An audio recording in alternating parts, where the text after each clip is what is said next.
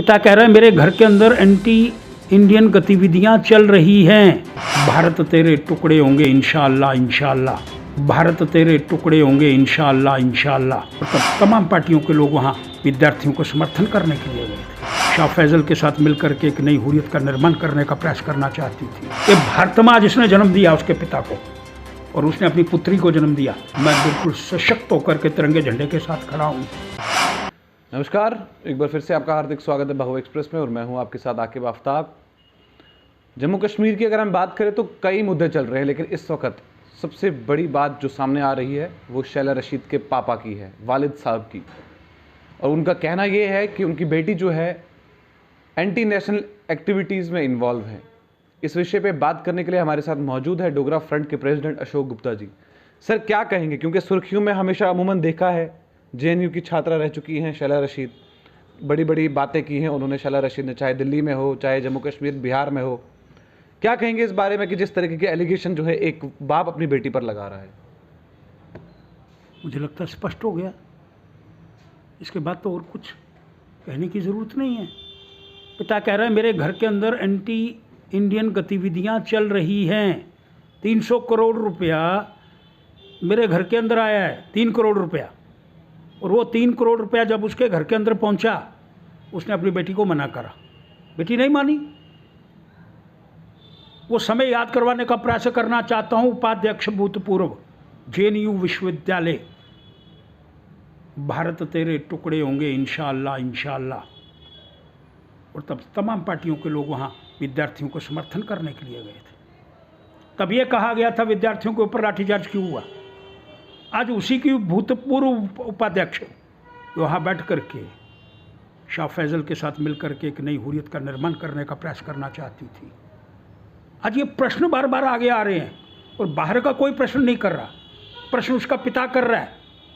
और IAS officer Shah Faizal के विषय के अंदर उसके पिता ने इन शब्दों का उच्चारण करा कि मिलकर के नई हुर्रियत का निर्माण कर रहे थे, क्योंकि पूरी पुरानी हुर्रियत अब डिफंक्ट हो गई थी पाकिस्तान के विषय के अंदर। वो मिलकर के काम करने का प्रयास नहीं करना चाहती थी। नौजवानों को आगे करने की बातें की जा रही थी। कौन लोग इसके साथ हैं, कौन सा ग्रुप है, हिंदुस्तान के अंदर कौन कौन लोग उसके साथ मिलकर के इस सारी गतिविधियों के अंदर शामिल है। 3 करोड़ रुपया कहाँ से आया, कहाँ से प्रारंभ हुआ, कहाँ पहुँचा, हिंदुस्तान के अंदर दाखिल कैसे हुआ, ये सारे प्रश्न हैं। और ये प्रश्न बार बार उन लोगों से भी कहने का प्रयास करना चाहता हूं जो ओपनली वहां जाकर के विद्यार्थियों का जेएनयू के अंदर समर्थन करने के लिए गए थे। आज उनको अपने गिरेबान के अंदर झांकने का प्रयास करना होगा। आज एक पिता जिसने पुत्री को जन्म दिया, एक पिता जिसने अपनी पुत्री को, अपनी बेटी को जन्म दिया, आज बेटी उसको मारने के लिए जा रही है। ये सोच टुकड़े टुकड़े गैंग की। ये भारत माँ जिसने जन्म दिया उसके पिता को और उसने अपनी पुत्री को जन्म दिया, आज वो प्रश्न करना चाहता है कि ये भारत माँ के प्रति मैं बिल्कुल सशक्त होकर के तिरंगे झंडे के साथ खड़ा हूँ और मेरी पुत्री पाकिस्तान की सोच को लेकर के आगे बढ़ाने का प्रयास करना चाहिए। सर, 2005 की अगर हम बात करें, 2005 की एक कमेटी है उमर मस्जिद कमेटी, उसमें एक लेटर डाला गया था शैला रशीद की माँ और शैला रशीद की तरफ से कि डोमेस्टिक वायलेंस हो रहा है हमारे ऊपर बहुत ज़्यादा, उनके वालिद साहब जो है उनको मारते हैं। और उन्होंने ये स्पष्ट बात कही थी और कहा था कि he is a women beater. उसको 2005 में वो लेटर गया। तो कहीं ऐसा तो नहीं है कि इसमें पॉलिटिक्स को इन्वॉल्व किया जा रहा है? असल मकसद मुद्दा जो है ये तो घर की बात हो गई। 2005 से लेकर के 2020 तक कुछ नहीं हुआ। कुछ जिस वायलेंस के विषय के अंदर हम बात करते थे, इसके विषय के अंदर आज आप बात कर रहे हैं, या उस पत्र के विषय के अंदर बात कर रहे हैं, वो 15 साल बिल्कुल शांत रहा। अगर वो 15 वर्ष शांत रहा तो इसका मतलब समझौता हो गया था, आपस के अंदर गठजोड़ हो गया था। लेकिन जब देश के विरोध के अंदर की आवाज़ पैदा हुई, जब देश के विरोध के अंदर की वो घटना उसके परिवार के अंदर प्रारंभ हो गई, तब उसने आवाज़ उठाई। मैं इसको इस तरह से कहने का प्रयास करना चाहता हूँ। पर डायरेक्टर जनरल पुलिस क्या कर रहे हैं, वो पत्र उसके पास चला गया, उसके पिता ने पत्र लिख दिया, अब पत्र उसके पास है, कार्रवाई क्यों नहीं हो रही?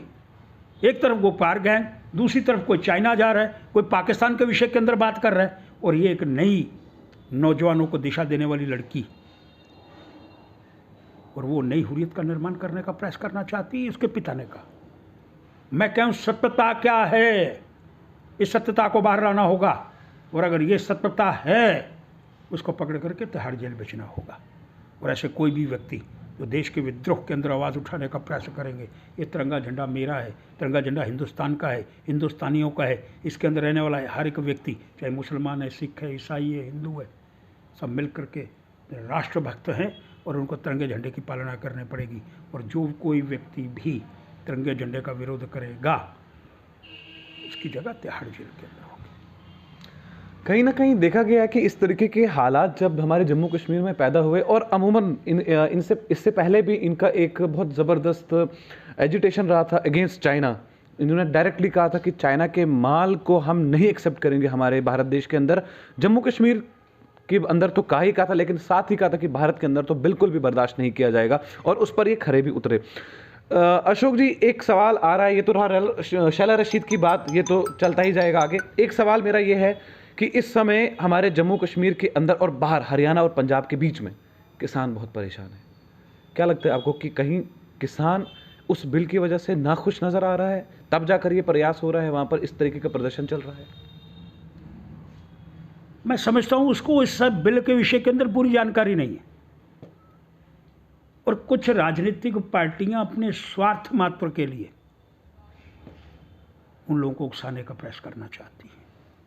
मतभेद है तो किसान बैठ करके चर्चा कर ले, मतभेद है तो कहे बुराड़ी के अंदर आ जाओ, वहाँ बैठो, फिर गृह मंत्री और बाकी लोग कृषि मंत्री बैठ करके इस पर चर्चा 3 तारीख को मुझे लगता है प्रारंभ हो गई होगी। उनको मैसेज आज चला गया है, और मैसेज के माध्यम से वो सारी चीज़ें ठीक हो जाएंगी। मेरा ऐसा अनुमान है, जो व्यक्ति, जो कृषि, जो किसान मेरे को खाना देता है, मेरे को दूध देता है, सब कुछ वो प्रोवाइड करने का प्रयास करना चाहता है, जब वो सड़क पर आएगा तो मैं समझता हूँ पूरा हिंदुस्तान हिल जाएगा। और इसके विषय पर श्रीमान मोदी जी ने कल भी बोला है कि हम उनसे बैठ करके चर्चा करके इसका समाधान करने के लिए तैयार हैं, और वो होगा। लेकिन ज्वलंत विषय एक और है, 1000 कनाल जमीन किसके पास है और किसने रखी हुई है, और कितने रुपए में? 12 रुपए में 1 कनाल। अरे क्या है ये, सब्जी है? अरे आज तो आलू भी 50 रुपया है, प्याज 60 रुपया है। 1000 कनाल ज़मीन, 12 रुपये 1 कनाल के विषय के अंदर, और 12,000 के अंदर। अरे मैं क्या, इसके अंदर मेरे शब्द रुक गए हैं। मैं समझता हूँ बाहु ये जो चैनल है ये अच्छा काम कर रहा है, इसको उन कृतियों को लेकर के, अगर आर कुछ हो रहा है तो पार भी हो रहा है भाई, और पार के विषय के अंदर भी हमको विचार करना पड़ेगा। आर में क्या हो रहा है? फारूक अब्दुल्ला है, आर के अंदर कौन है? उसका भाई है, उसकी बहन है, महबूबा मुफ्ती है। अरे कार्यालय भी 8 रुपये कनाल, 8 रुपये कनाल में 1 कार्यालय, 4 कनाल 32 रुपये में। अरे लूट खसूट करी, आनंद लिया, भूतपूर्व जजेस इसमें शामिल हो गए, बाकी लोग शामिल हो गए। किसके पास जाकर के इंसाफ मांग रहे हैं? शुक्र है परमात्मा का, गीता मित्तल जी जो यहाँ की चीफ जस्टिस है। अरे सियासतदानों से इसके विषय के अंदर कोई उम्मीद नहीं थी मुझे, गीता मित्तल जी के माध्यम से बात हुई। अब मैं सिर्फ ये शब्दों का उच्चारण ज़रूर करना चाहता हूँ, ये भाईचारे का विषय है। जम्मू कश्मीर के अंदर, खास करके जम्मू क्षेत्र के अंदर रल मिल करके हम सबको रहना है, और ये कहीं प्रमाण नहीं जाना चाहिए, कोई एक चिन्ह नहीं जाना चाहिए। ये विषय हिंदुओं के खिलाफ है, मुसलमानों के खिलाफ है, सिखों के खिलाफ है, ईसाइयों के खिलाफ है। मिलजुल करके जो लोग इसके अंदर शामिल है उनका विरोध करना होगा, और जो इसका विरोध करें उनका स्वागत करना होगा। रोशनी एक्ट की अगर हम बात करें, रोशनी एक्ट के बारे में, जो हमारे जम्मू कश्मीर के अंदर जो 2500 करोड़ का स्कैम हुआ था, उसमें गुपकार अलायंस के भी बहुत सारे लोग हैं, कांग्रेस भी हैं। एक बात सर यहाँ पर आती है कि भाजपा ने हमेशा जब भी प्रेस कॉन्फ्रेंस की वहाँ पर रोशनी एक्ट की बात की, चाहे फारूक अब्दुल्ला के बारे में की, पीपल्स डेमोक्रेटिक पार्टी के बारे में की, किसी के भी बात, और अब अपनी पार्टी जो 2020 मार्च में आई थी उनके भी 2 बंदे रोशनी एक्ट स्कैम में फंस चुके हैं। लेकिन भाजपा ने भाजपा की बात नहीं की, ऐसा क्यों? भाजपा ने भाजपा की बात नहीं करी, मैं समझा नहीं आपके शब्द। पठानिया साहब के पास भी रोशनी एक्ट स्कैम में उनका नाम आया है, लेकिन उन्होंने इस विषय पर बात नहीं की। किसने कहा उसका नाम आया? रोशनी एक्ट के अंदर पठानिया का नाम है? प्रमाण दीजिए, अगर है तो FIR क्यों नहीं दर्ज करवाते? वो हर्षदेव जी, जब उनका कार्यकाल था, वो एक मुख्यमंत्री के सत्ता के अंदर थे, खुद शिक्षा मंत्री थे, 4529 कनाल ज़मीन उस समय लाट हुई। मेरे पास तथ्य हैं, ये पेपर पड़े हुए हैं, आपको बताने को तैयार हूँ। आज मैं अगर विरोध कर रहा हूँ तो मैंने सत्ता के अंदर जब मैं था, कैबिनेट के माध्यम से मैंने 4529 कनाल ज़मीन किस किस को दी, और आज मैं उसका विरोध करने का प्रयास करना चाहता हूँ। मैं उन्हीं से प्रश्न कर रहा हूँ। अगर पठानिया ने ज़मीन ली है, मैं प्रत्यक्ष प्रमाण कर रहा हूँ, वो किसी भी पार्टी का है, उसको पकड़ करके जेल के अंदर बंद करना चाहिए। और अगर कैबिनेट मंत्री ने बीच में कैबिनेट के अंदर बैठ करके अगर अलाट कर रही है तो छोड़ना उसको भी नहीं चाहिए, उसको भी तिहाड़ जेल के अंदर बंद करने का प्रयास करना होगा। कोई भी व्यक्ति, अरे कोहली भी कह रहा हूं मैं, कोई और भी होगा, नगरोटा के आर पार होगा, उसके विषय के अंदर भी बड़ा स्पष्ट करने का प्रयास करना चाहता हूं। वो व्यक्ति जिन लोगों ने भी कास्ट कलर करीड, अरे रोशनी एक्ट था क्या? कोई इसके विषय के अंदर जाने का प्रयास करना चाहता है? रोशनी एक्ट बड़ा स्पष्ट था, जम्मू के लोगों को रोशनी देनी 1 रुपए में दी। अरे भरपेट खाना खाया, भरपेट रोटी खाई, भरपेट मिठाई खाई, लेकिन अपने अपने गले बांध के अंदर झांक करके उसको खाया गया, अपना पेट भरा गया, सबने भरा। प्रारंभ हो जाए 1992 से जितनी सरकारें थी, कोई एक सरकार, मैं तो आपको तथ्यों पर आधारित किस किस सरकार ने कितनी कितनी ज़मीन दी और कितनी ज़मीन दी, लक्ष्य क्या था? लक्ष्य था जम्मू के अंदर रोशनी देना, उन घरों के अंदर, गरीबों के अंदर, वो जो एक पिछड़ा हुआ व्यक्ति जिसको रोशनी की ज़रूरत है, 1 रुपया 1 यूनिट के माध्यम से उसको रोशनी मिलेगी और वो रोशन में हो जाएगा। लेकिन रोशन में किसको करा गया? अपने घरों को। रोशन में किसको करा गया? अपने पेट को। रोशन में किसको करा गया? अपने परिवार को, अपने बच्चों को। और उत्तर देने का कोई प्रयास नहीं करना चाहता। इसको बांटने का प्रयास हो रहा है हिंदू और मुसलमान में, इसको बांटने का प्रयास हो रहा है बीजेपी और अलग दिशाओं के अंदर। अरे चोर, डाकू, कहते गुपकार, गैंग। अगर गैंग इधर है कि गैंग उधर है, वो गैंग है। और उसके अंदर शामिल होने वाले लोग कोई भी हैं, चाहे किसी का भी नाम आजकल एक आपके चैनलों के ऊपर बड़ा प्रचलित हो रहा है, उसने कहा मैं ये कर, अरे भैया धुआं निकलता है तो आग होती है जी, आग होती है, धुआं निकलता है। मैं इस विषय पर बड़ा स्पष्ट करने का प्रयास करना चाहता हूँ। कोई भी व्यक्ति पार्टी से, इंसान से, जम्मू से, डोगरों से कभी बड़ा नहीं है। आर है कि पार है, इधर है कि उधर है। जिसने भी चोरी की है, डकैती की है, और फिर उसके बाद में एक बहुत बड़ा बेइंसाफी। कोई व्यक्ति आज जो कहते हम बड़े सच्चे हैं जी, हम बड़े ईमानदार हैं जी, हम भ्रष्टाचारी नहीं हैं जी, कार्रवाई नहीं करते अपने उन लोगों पर जिन्होंने ज़मीन ली है। कोहली पर कार्रवाई क्यों नहीं हुई? अगर आप मार्केट के अंदर आकर के इस तरह के शब्दों का उच्चारण करेंगे कि हम भ्रष्टाचारी नहीं हैं, और आपके अंदर अगर कोई व्यक्ति भ्रष्टाचारी की उंगली उसके ऊपर उठती है, उसको पार्टी से बाहर निकालना चाहिए।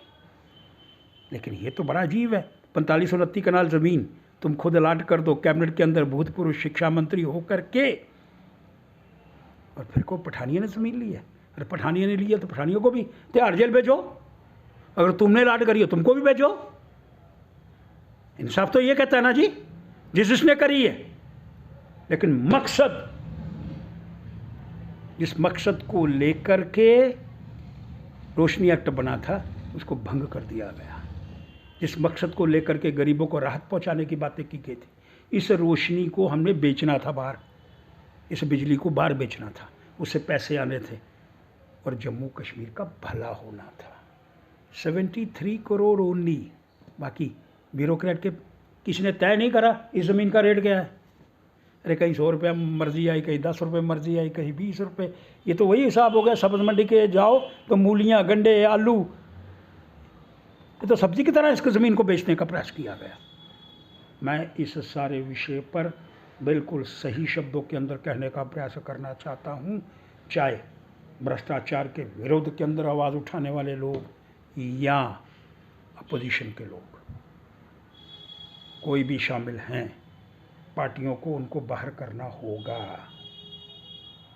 और मैं जीने नहीं दूंगा, मैं उनके घरों के बाहर धरना दूंगा, मैं छोड़ूंगा नहीं, चाहे वो इधर वाले हैं चाहे उधर वाले। साफ साफ अल्फाजों का जिक्र किया और ये कहा गया, ये डोगरा फ्रंट के प्रेसिडेंट हैं अशोक गुप्ता जी, इन्होंने सीधी सीधी बात कही, चाहे इस पार के लोग हैं चाहे उस पार के लोग हैं, चाहे सरकार के अंदर वाले लोग हैं, उन सबको पार्टी छोड़नी पड़ेगी।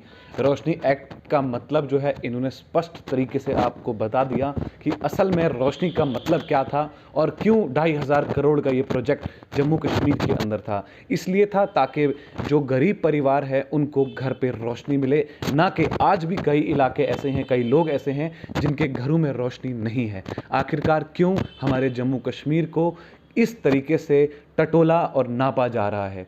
आने वाला विकास, फ्यूचर किस तरीके का होगा जम्मू कश्मीर का, ये आप भी देखेंगे, हम भी देखेंगे। तब तक के लिए दीजिए इजाज़त। आकिब आफ्ताब के साथ आप देखते रहिए बाहु एक्सप्रेस।